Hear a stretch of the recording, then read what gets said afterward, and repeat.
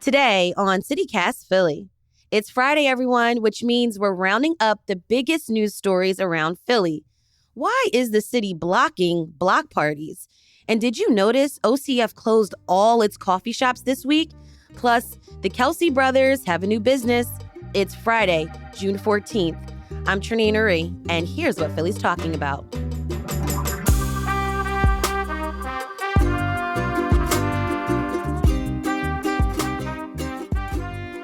Joining me this week is OJ Spivey, sports correspondent for the Philadelphia Tribune. Welcome back to CityCast Philly, OJ.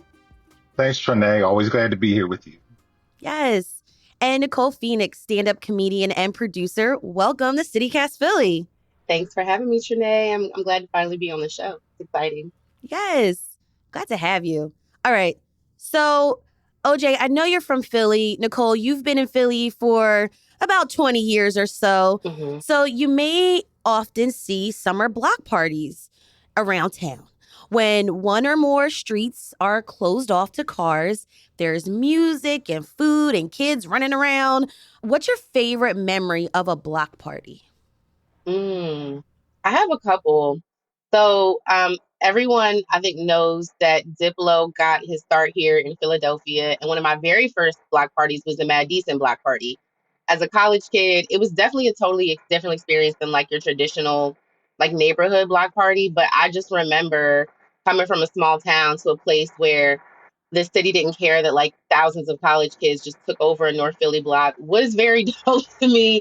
To now see what Mad Decent is and where Diplo is, and really what events have become in Philly, it just kind of shows that if there can't be money, if there's no money to be made, it's really not viable to the city anymore to just let community happen. It feels like to me. Mm, So there used to be a very DIY grassroots type of vibe here in Philly, and now it feels like you need a sponsor to do anything. You want to sell water I ice? know. Do you is that a pretzel stand you got on the side of the corner? Who is sponsoring you? So everything has gotten very corporate, which I think ties into the dwindling block parties. Interesting.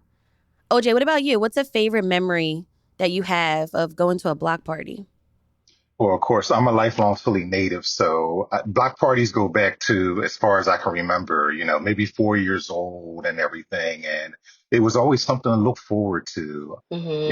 If you were on a block, and especially if you had, a block captain and everything, they let you know when a block party is going to be. It was something to look forward to in the summer, and whether it was a month out, 2 months out, and everything, you got the block ready, you got the block clean, Hmm. everybody cooked out, everybody barbecued. You can go to each and every neighbor and get something to eat. There was always a DJ or somebody on the block who knew how Yes. to play music. You didn't have to pay for a DJ in those days. Right. Somebody always had a stereo or some turntables and everything. And Nicole said it best. It was a sense of community, and you didn't have to Hmm. worry about anything. You didn't have to worry about sponsors. You didn't have to worry about anybody getting paid. It was just not only the block, but sometimes the entire neighborhood got together. So, okay, 58th Street is having a block party, this Saturday, or Spruce Street is having a block party next month, and everybody got together. You went to visit because everyone knew the entire neighborhood. So it was just a wonderful time. One of my most recent block parties, I feel like this is a big ass block party. On Sunday, I went to a Dune Day, Yes, infamous block party. right? And I bought my fan. I bought some waist beads.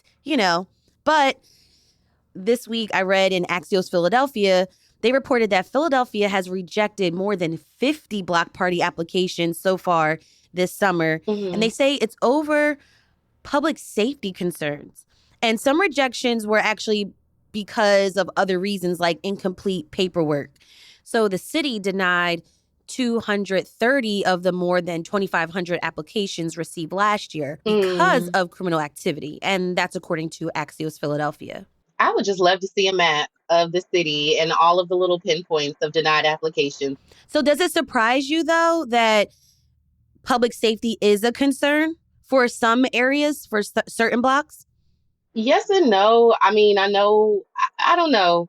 I feel like again it kind of ties in the money. Is like, so we can't, there's no resources, there's nothing we can do to maybe ensure safety or, protect blocks. It sucks that because I don't live in a safe neighborhood, I also don't get to enjoy myself this summer. I don't get to, do something that brings our community together. It feels a little punitive, and you can't necessarily help where you live. I've lived in some not so safe, not so great neighborhoods. I lived in North Philly for a number of years, and so if it's not, I didn't dot my T's and, cross my I's. That's exactly how that phrase goes. Because I didn't do that.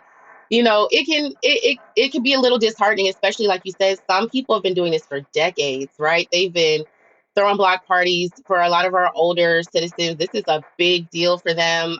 They get to be active, they get to interact with people who are younger than them. So it would make me feel sad that the only reason my application was rejected is because other people in my neighborhood can't act right. OJ, does it feel like there are less block parties these days? Yeah, absolutely. And I think that's part of the issue. And I think the city should do a better job with the community. And Hmm. again, there's a block captain rally every year. So I don't know what happens during that time. The city officials, do the police, do they interact with the block captains when they get together every year to have a better sense of what's going on Right. and what needs to be done to get the block party permits, approved. So I think communication is a big thing too. And you also do have to trust if the community's together, if the block is together, they have to do a better job of trusting the adults that they can keep the block party safe or they can keep the neighborhood safe because there are some safe corridors out there and people on grassroots level who are doing everything they can to keep their neighborhood safe because they care. Hmm. For sure. Well, you can check out the Axios Philadelphia article in our show notes because they have a lot of resources on how you actually get a permit for a block party. And I have to also mention that in the article, it clearly states, don't y'all start asking for Girard Avenue and Broad Street to shut down for your block party because Not that's Oh. that's not not happening, happening. especially with the Charlie coming back on Girard Avenue. Right. The 15. Yes. But if you do throw a block party, let me know. More news of the week after the break.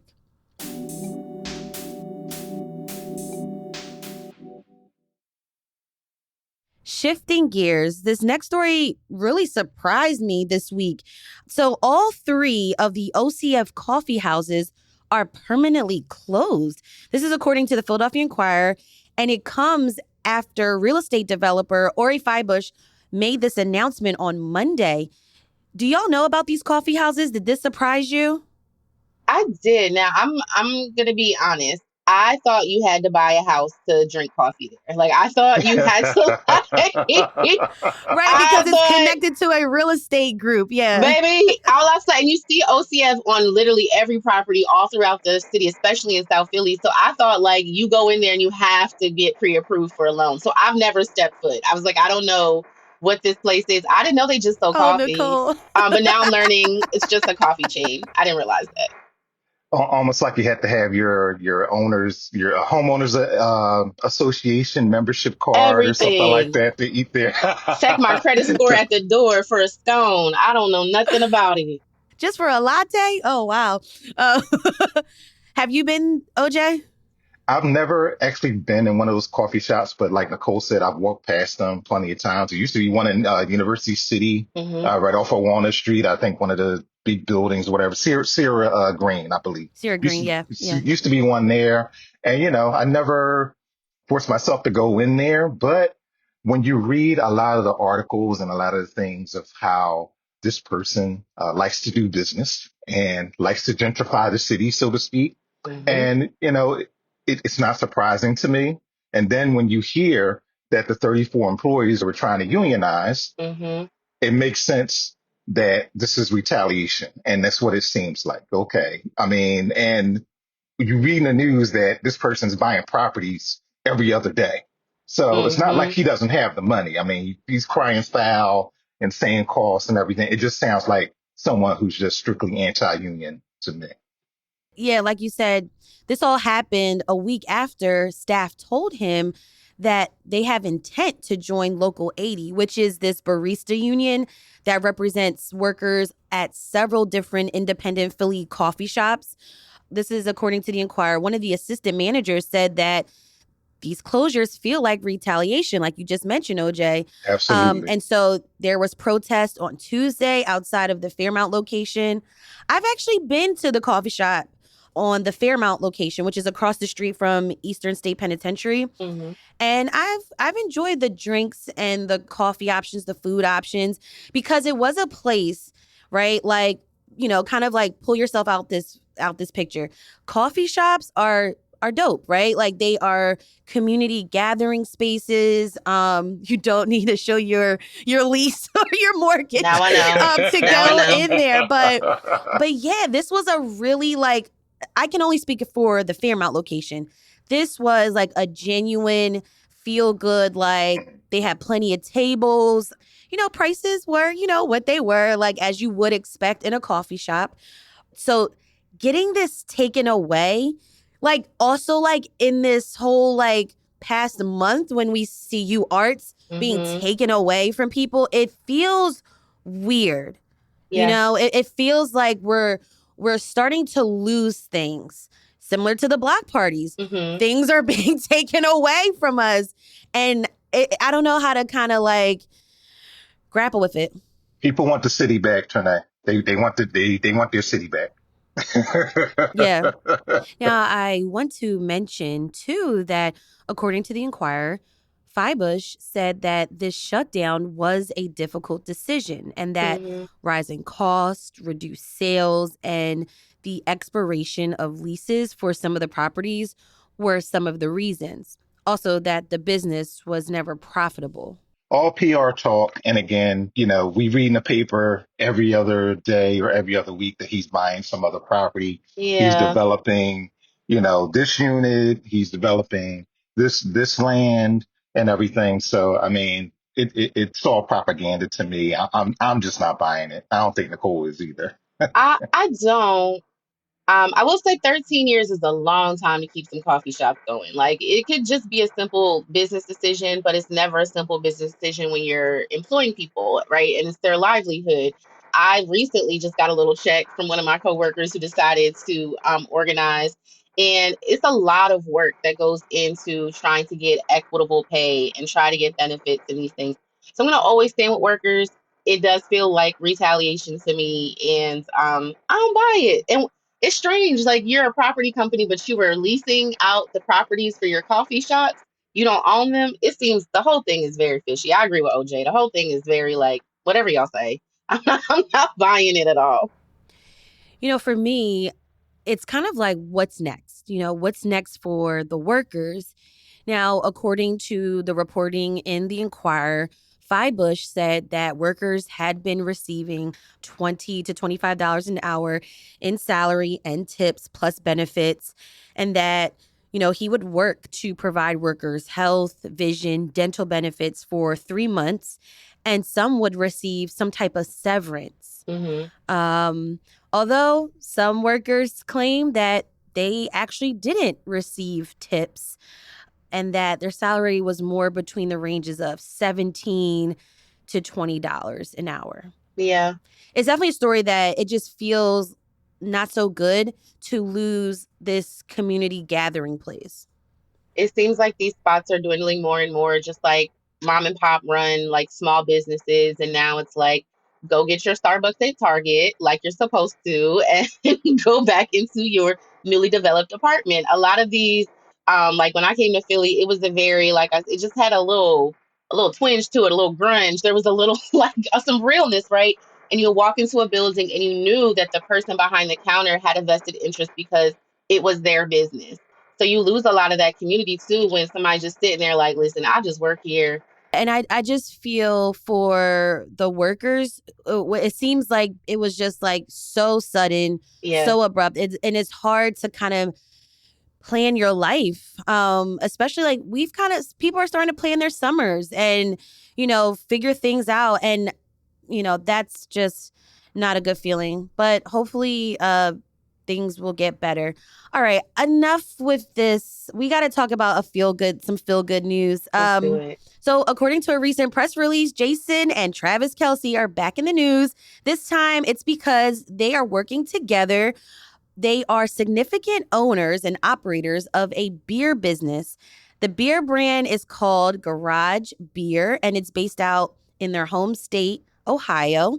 And we know the two as being professional football players, one for the Eagles, well, formerly for the Eagles, and one for that other team out in the Midwest. And he's dating some girl. She be singing songs. Taylor Swift. Would y'all work with one of your siblings? If you have one or more siblings, which sibling would you work with? So I've been trying to work with my younger sibling. They're the cooler one. They're the dope one. They're the one that got they know everything. And I'm like, we should do a podcast. We should start a t-shirt line. And they're always like, no. So it's not gonna happen. It's not gonna happen. I've always been plotting. I'm like, this is our life. And they like, no, baby, I got my own thing going on. Yeah, I could definitely work with my siblings. I get along with them great and everything. It's not to say that I never did, because, we would argue, fuss, and fight when we were Right. children, but we're all good now.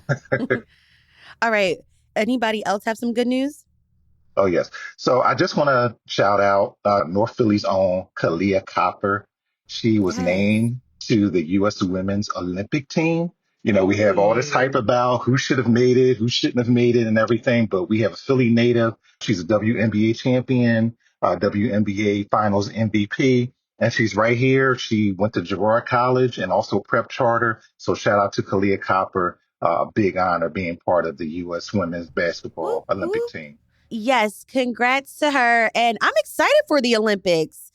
I get really into it where I'm like, oh, I'm become an instant expert, even though I have no idea what the heck is going on. Of course, Shanae, I'm a sports guy, but and I have to stay neutral when I write and everything. But I become patriotic when the Olympics come. I'm looking forward to Shikari. I'm looking forward to both basketball teams. I'm looking forward to rowing. I'm all in. Yes. All right. That was OJ Spivey, sports correspondent for the Philadelphia Tribune, and Nicole Phoenix, stand-up comedian and producer. Thank you both so much for chatting with me on CityCast Philly. Thanks, Trinae. Always a pleasure being on with you. Thank you so much for having me. Thank you, boo. And check out Nicole on stage on June 28th at Two Locals in University City. Show starts at 8 p.m. We'll have a link in our show notes.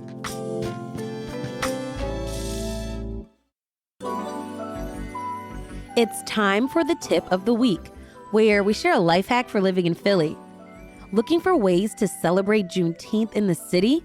Newsletter editor Asha Prahar has put together a list of celebrations, festivals, and museums offering free admission this weekend and next Wednesday. This includes everything from the big parade across from the Mann Center to Malcolm X Park in West Philly, to a block party at the African American Museum, and Juneteenth Wine and Arts Festival at Cherry Street Pier, and a whole lot more. We'll have the link in the show notes. If you have a tip of the week, we'd love to hear from you too. Call or text us at 215-259-8170.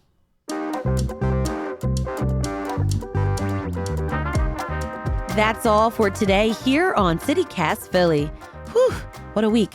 I feel like I say that a lot. Our producers are Abby Fritz and Lizzie Goldsmith. Our Hey Philly newsletter editor is Asha Prahar. Special thanks goes to Brooke Lewis for working on the newsletter this week. Thanks. And our host is me, Trinae Nuri. Music is by Philly's own Interminable, with additional music from All the Kimonos and James Weldon.